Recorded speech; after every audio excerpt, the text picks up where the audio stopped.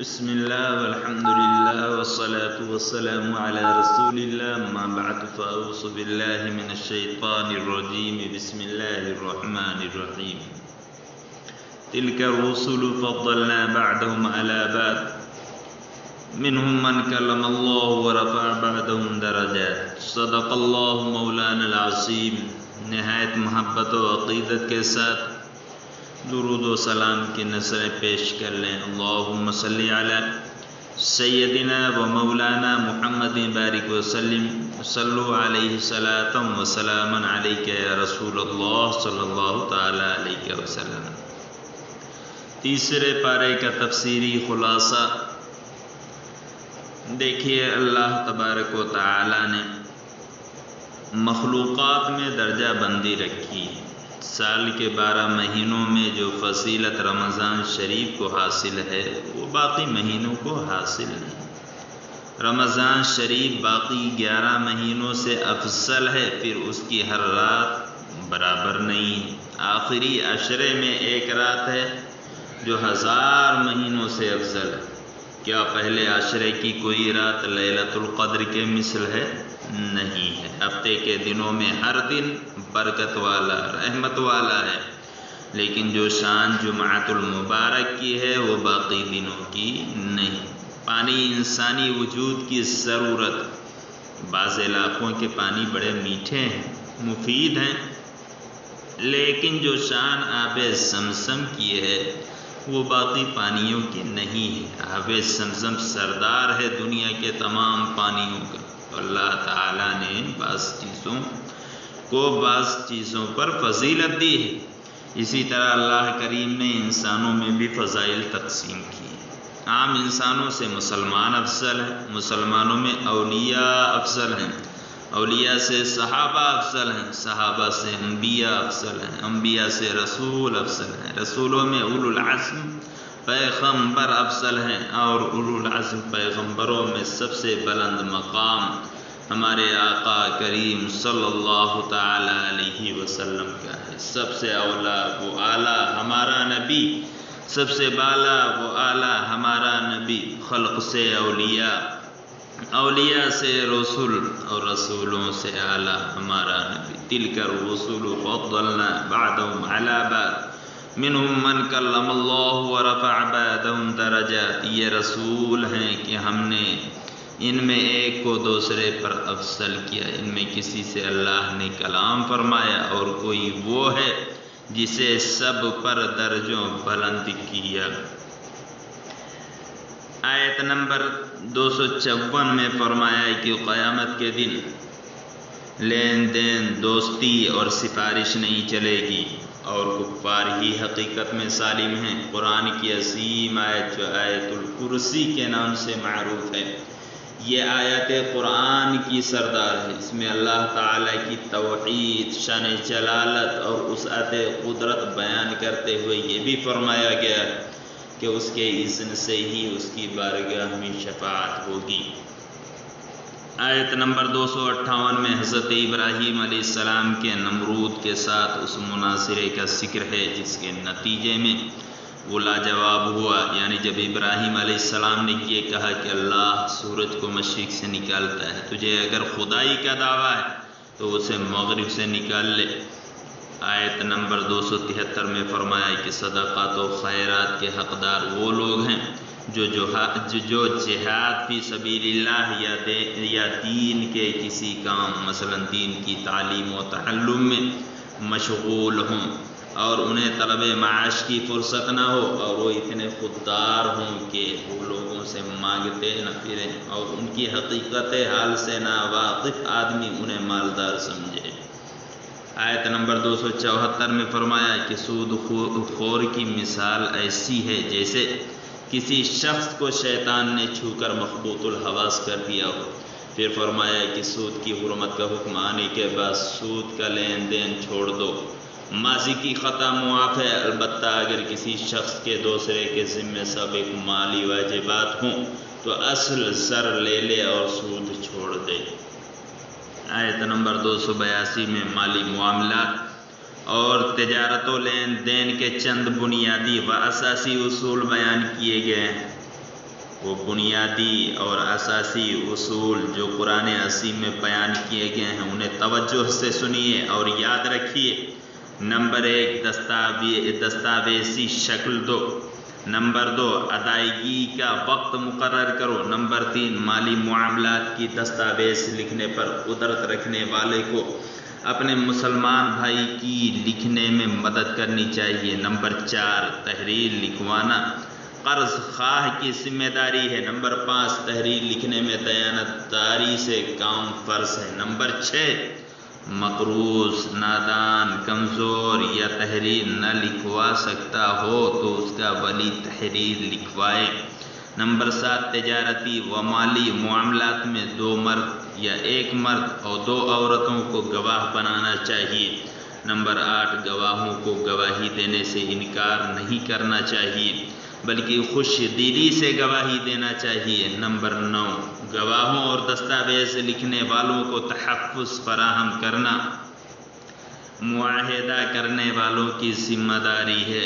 Number 10 گواہوں اور دستاویز لکھنے والے کو ایذا پہنچانا گناہ ہے۔ نمبر 11 گواہی کو چھپانا گناہ ہے۔ نمبر 12 حالت سفر میں کوئی لین دین کا معاملہ ہو تو کوئی فریق ضمانت کے طور پر چیز اپنے پاس رہن رکھ سکتا ہے۔ نمبر 13 اگر دستاویزی ثبوت لکھنے یا گواہوں کو بغیر کسی نے اعتماد کر کے کسی کے ساتھ لین دین کیا ہو تو وہ دوسرے کی امانت واپس کرے۔ اور آخر میں فرمایا اس معاملہ میں اللہ سے ڈرتا رہے۔ سورہ آل عمران کی آیت نمبر 7 میں بتایا کہ آیات قرآنی کی 2 قسمیں ہیں۔ ایک محکم، یہ وہ آیات ہیں جن کی دلالت اپنے معنی، مفہوم اور منطوق پر بالکل قطعی اور واضح ہے۔ ان میں تمام شرعی احکام، حلال و حرام، فرائض و واجبات، حدود و فرائض اور اوامر و نواہی کا بیان ہے۔ نمبر 2 متشابہ، ایک ہے محکم، دوسرا متشابہ۔ ان آیات پر ہر مومن کا ایمان لانا فرض قطعی ہے اور جن کے معنی ہم پر واضح نہیں ہیں ان کی مراد ہم اللہ پر چھوڑ دیتے ہیں۔ اللہ نے فرمایا جن کے دلوں میں کچی ہے وہ فتنہ جوئی اور متشابہات کا معمل نکالنے کے لیے کنایات کے در پہ رہتے ہیں، حالانکہ متشابہ آیات کا قطعی اور آخری معنی اللہ ہی جانتا ہے، اور جنہیں علم دین میں مہارت حاصل ہے وہ کہتے ہیں کہ ہم ان پر ایمان لائے اور یہ سب ہمارے رب کی جانب سے ہے۔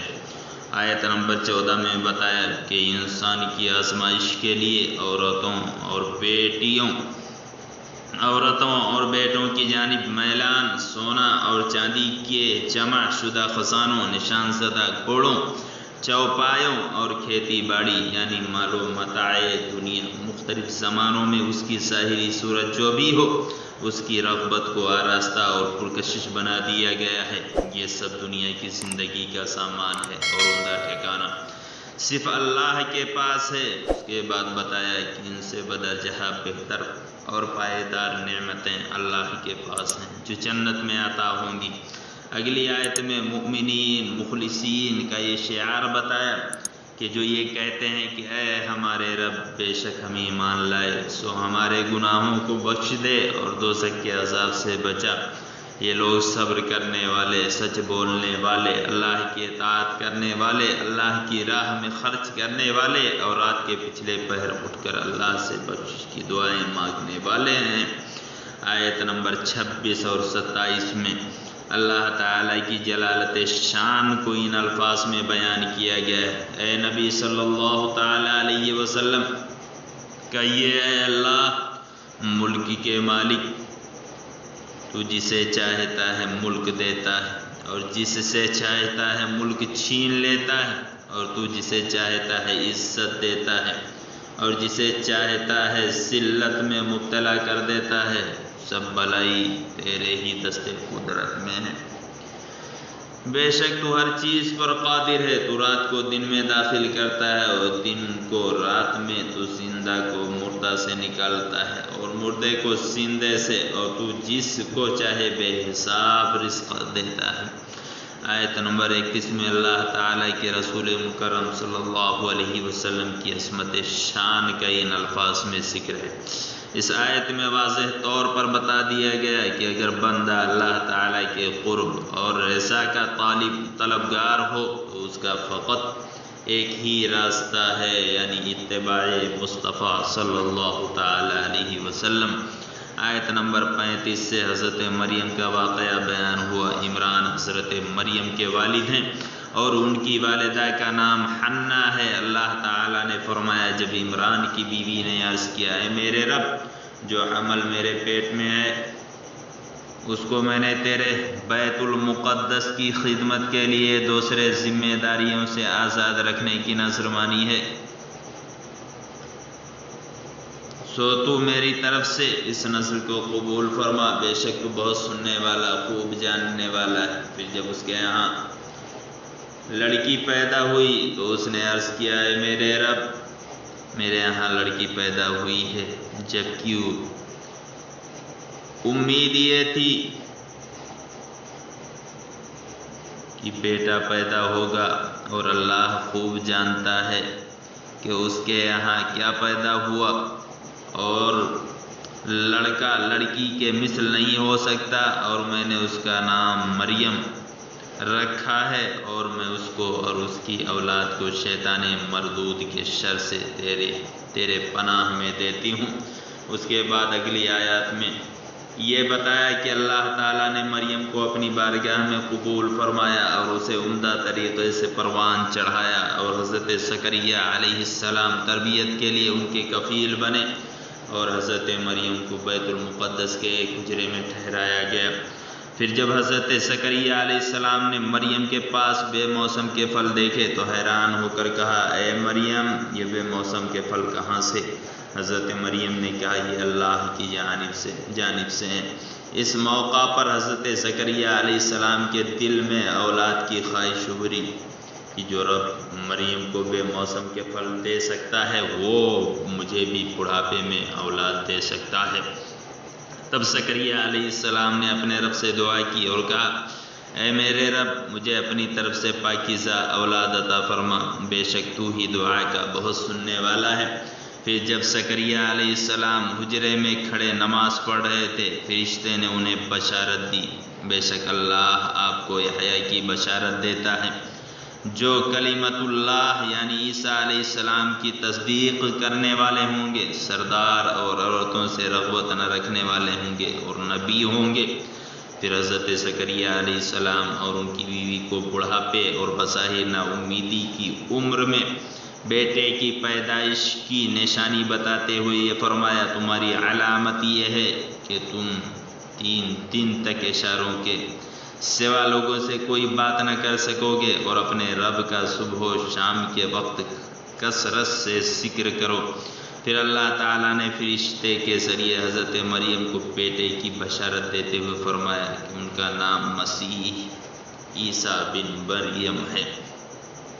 آیت نمبر 77 میں اللہ تعالیٰ نے فرمایا جو لوگ اللہ کے عہد اور اپنی قسموں کے عوض تھوڑی قیمت لیتے ہیں، ان لوگوں کے لیے آخرت میں کوئی حصہ نہیں ہے، اور نہ آخرت میں اللہ ان سے کلام فرمائے گا اور نہ ہی ان کو پاکیزہ کرے گا۔ آیت نمبر 84 میں عالم ارواح کے اس عظیم واقعے کو بیان کیا گیا جب اللہ تعالیٰ نے فرمایا اور اے رسول مکرم صلی اللہ علیہ وسلم یاد کیجئے جب اللہ نے تمام نبیوں سے پختہ عہد لیا کہ میں تم کو اپنی باری پر دنیا میں بھیج کر جو کتاب اور حکمت دوں، پھر بالفرض تمہارے پاس وہ عظیم رسول آئیں جو اس چیز کی تصدیق کرنے والے ہوں جو تمہارے پاس ہے، تو تم ان پر ضرور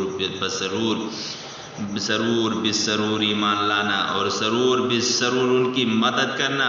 اللہ نے فرمایا کیا تم نے اقرار کر لیا اور میرے اس بھاری عہد کو قبول کر لیا؟ انہوں نے کہا ہاں ہم نے اقرار کیا۔ تو اللہ نے فرمایا پس گواہ رہنا اور میں بھی تمہارے ساتھ گواہوں میں سے ہوں۔ اس میثاق سے معلوم ہوا کہ ختم الرسل صلی اللہ تعالی علیہ وسلم پر ایمان اور آپ کی نصرت و حمایت کا ہر نبی پابند تھا۔ اس پارے کے آخری آیات میں یہ بیان فرمایا کہ دین اسلام ایک تسلسل کا نام ہے جو حضرت آدم علیہ السلام سے ختم المرسلین صلی اللہ تعالی علیہ وسلم تک چلا آ رہا ہے اور اسی دین کی طرف بلایا جا رہا ہے۔ آیات نمبر 86 تا 88 میں اللہ تعالی نے ایمان لانے کے بعد کفر کرنے والوں کی سزا، ان پر عذاب اور عذاب میں تخفیف نہ ہونے اور کسی طرح کی کوئی مہلت نہ دیے جانے کا بیان ہے۔ بیان ارشاد فرمایا ہے بعد کی آیات میں جہاں توبہ کرنے والوں کی بخشش کا بیان ہے، وہیں کفر پر ڈٹے رہنے والے اور حالت کفر میں مرنے والوں کی گمراہی کے ساتھ ان کے ہمیشہ توبہ قبول نہ کیے جانے کا بیان ہے کہ اگر وہ پہاڑ برابر بھی سونا فدیے میں دے دیں تو قبول نہ کیا جائے گا۔ یہ تیسرے پارے کا تفسیری خلاصہ تھا۔ اللہ تبارک و تعالی اسے ہم سبھی حضرات کو سننے، سمجھنے، اس پر عمل کرنے اور اسے آگے بڑھانے کی توفیق عطا فرمائے۔ وما علینا الا البلاغ۔ السلام علیکم ورحمۃ اللہ تعالی وبرکاتہ۔ سامعین حضرات، ابھی یہ جو نعتیہ کلام آپ سماعت کر رہے تھے یہ توحید نیٹ ورک کی جانب سے سنایا جا رہا تھا۔ آپ بھی اپنے شہر کے جلسے ریکارڈنگ کرانے کے لیے رابطہ قائم کریں۔ توحید نیٹ ورک، موبائل نمبر 9967825444